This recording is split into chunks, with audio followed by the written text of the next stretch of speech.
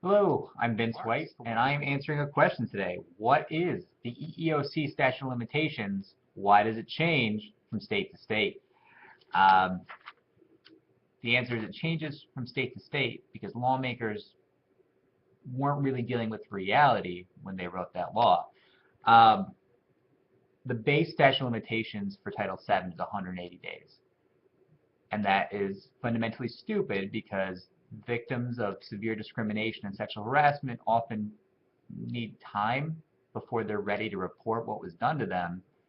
Um, it is fundamentally unreasonable to assume that a victim can hire an attorney and get something filed in 180 days, but that's just my opinion. Now, some states, and under the law, states that have their own human rights agency, in those states, the 180 days is expanded to 300 days. Now, I'm not. The logic behind that is that the EEOC wants to work more on the state's timeline. So, New York State, for instance, has its own State Division of Human Rights, a lovely organization, and they give you a full year to get in your charge of discrimination. So, it'd be very strange for the EEOC to require you get it done in 180 days. So they expanded to 300 days. Now, I don't really understand why they're not just giving you the full year. I know that the law is not written that way and their hands are tied, but we could change that law. Um, in other states, like Connecticut, for instance, and a variety of other states that don't have their own human rights organization, people who live in those states and work in those states are stuck with 180 days. So for those individuals, you need to speak to an attorney almost immediately after something happens to you.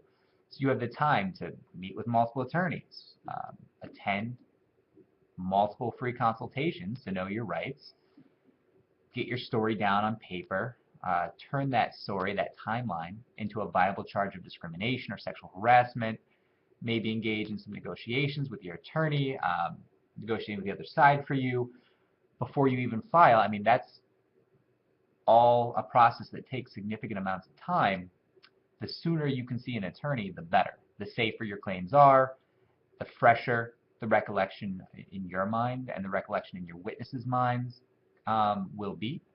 And also, I mean, the quicker you act, the more of the text messages that are available, the more of the social media, the emails. People don't have time to destroy evidence. They're not really thinking over the course of weeks and months every morning in their daily commute, oh boy, I did do a really hateful thing to so and so, and if I was to destroy that email, there'd just be no evidence of it. So don't give them the time to do that, right? It's common sense. I know it's hard. I know it's very, very difficult, and you may or may not be able to overcome the emotions that you're experiencing to do that. But if you are able, do so. And if you're not, maybe seek the help of a mental health professional.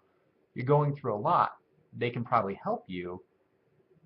And part of that help might be them guiding you to seek closure by pursuing these claims that you have that could be very valuable and also will prevent these bad people from doing bad things again. Hopefully they'll learn their lesson.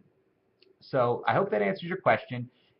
If you are in a different state, feel free to contact us. We can tell you if your state has a local authority or not, and that will help you determine, to some extent, what your rights are. We also like to link people. We don't give legal advice outside of EEOC representation in states beyond New York. However, I can link you to something that has what purports to be answers for you, and you can question your local attorneys about it.